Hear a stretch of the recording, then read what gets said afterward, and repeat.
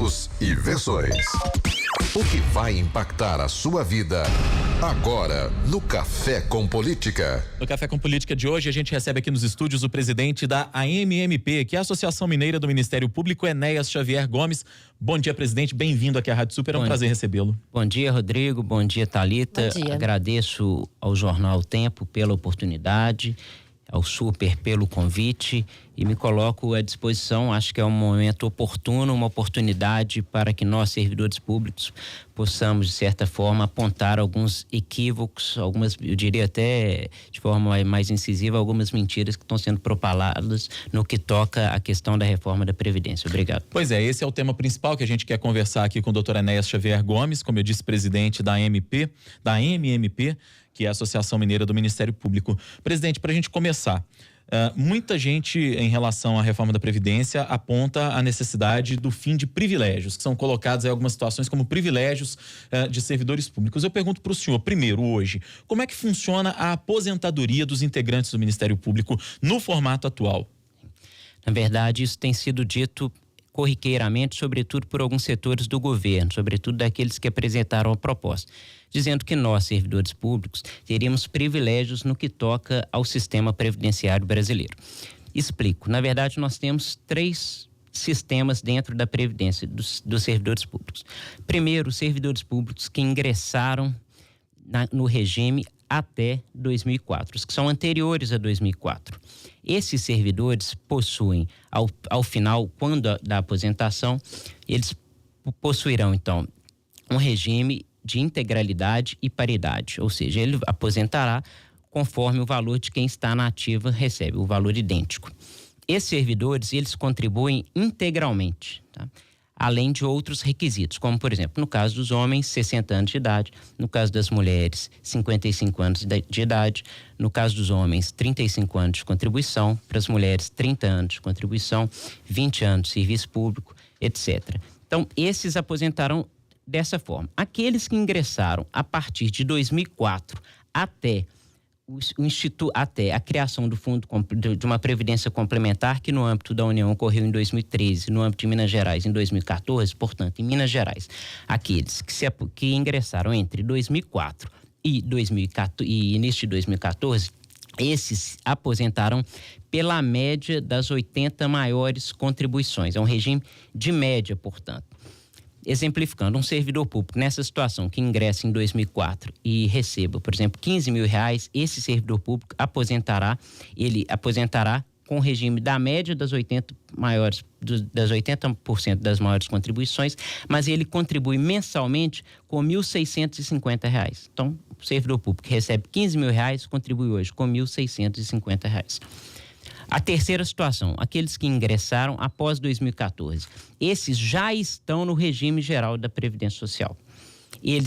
É possível fazer, ele pode aderir a um sistema de coparticipação, que é uma espécie de capitalização, mas eles já estão no regime geral de Previdência Social.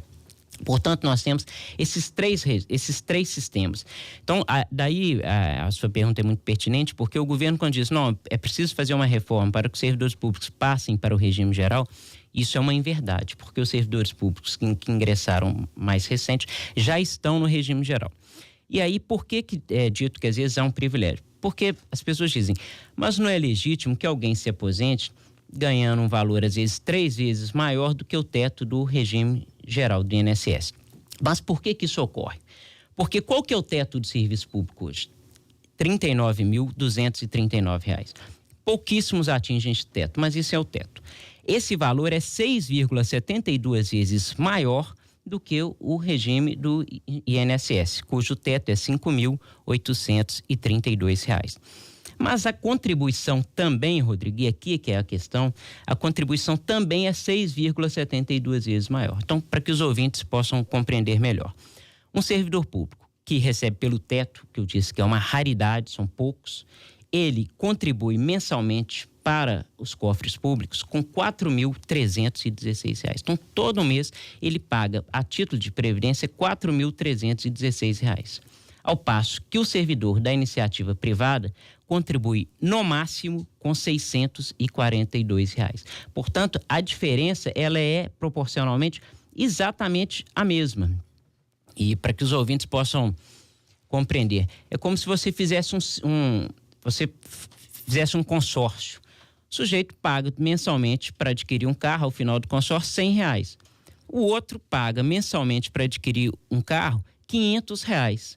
Ao final de um determinado período, não é legítimo que ambos recebam um carro idêntico, sendo que um pagou um valor, no caso nosso da Previdência, 6,72 vezes mais do que o servidor que encontra-se no INSS. E isso, na verdade, então, por exemplo, se você pega um servidor da iniciativa privada, um empregado de uma iniciativa privada, que ganha lá os seus R$40 mil, ele contribui a título de previdência com R$642. Ele não contribui com R$4 mil. Daí a diferença. Portanto, não há que se falar em privilégio. Há que se falar no valor que o servidor público contribui para o INSS, que é muito superior. De forma geral, doutor, qual que é a avaliação do senhor em relação a essa proposta de reforma da Previdência do novo governo?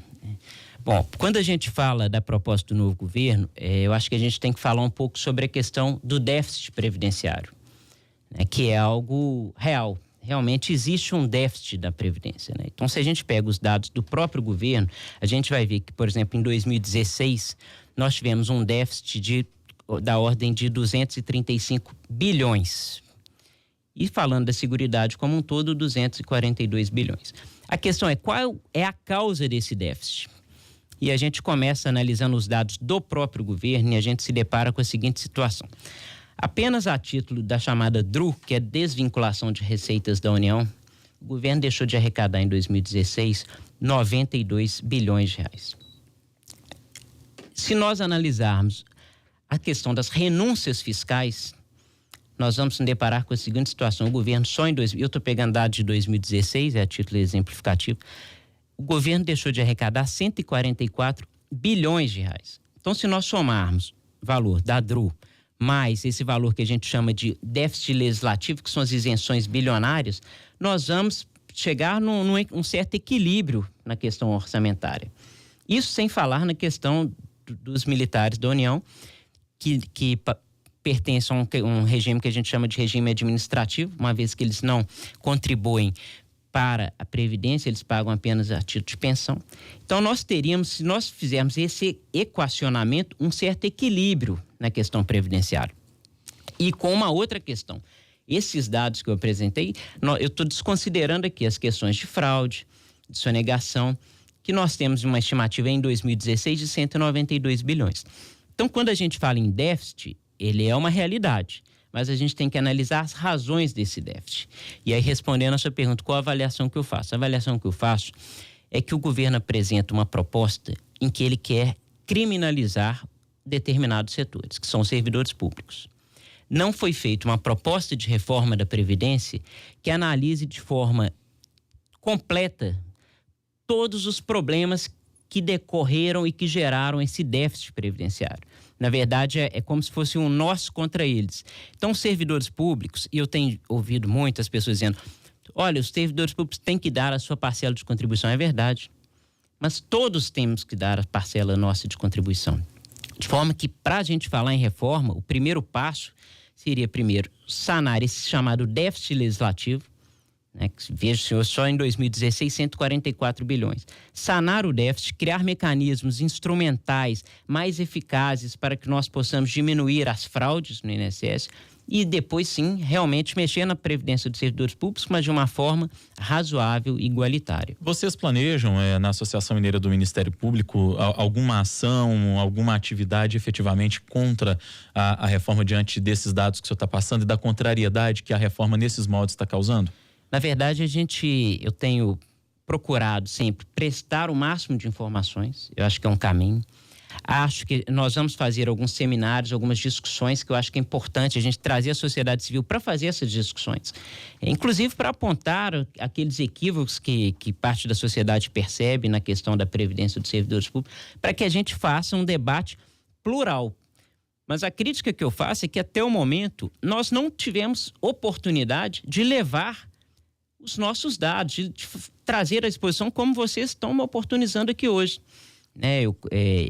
Por isso eu reitero o meu agradecimento. Hoje é uma oportunidade importante para que a gente possa, de certa forma, fazer um contraponto, porque nós não temos tido essa oportunidade. Ontem, por exemplo, domingo, nos grandes jornais diversos, foi veiculada uma entrevista do, salvo engano, Leonardo Rolim, que é o diretor da reforma da Previdência.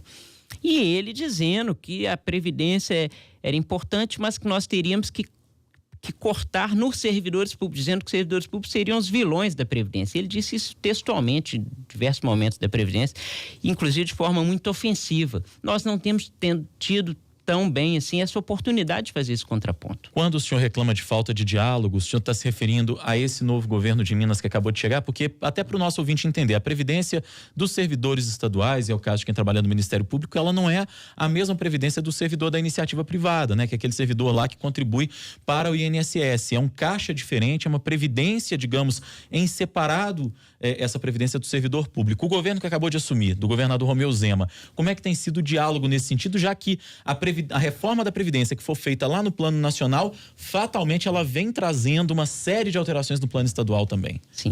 Não, a ausência de diálogo, ela não ocorre no âmbito estadual, ela ocorre sobretudo na Secretaria de Reforma da Previdência, no texto apresentado e sobretudo naqueles que estão defendendo de forma tão veemente a reforma. Então a crítica que eu faço não é no âmbito estadual, ela ocorre sobretudo no âmbito nacional, mas sobretudo naqueles que estão à frente dessa proposta. E eu digo daqueles parlamentares, por exemplo, que estão defendendo de forma tão assídua a reforma, mas muitas vezes, e isso vale para várias pessoas, muitas vezes as pessoas defendem a reforma sem saber qual foi o texto apresentado.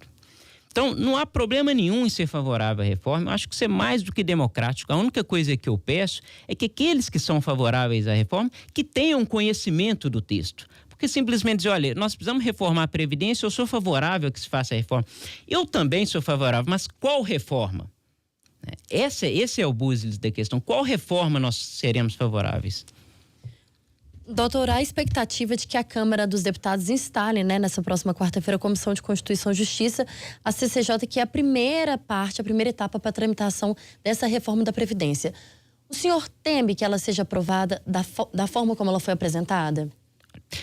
Temo, acho que existe esse risco, e aí, sobretudo por conta dessas questões que eu tenho colocado, da forma como o governo tem trabalhado a reforma, da ausência de oportunidade, o governo não tem nos oportunizado de fazer o contraponto.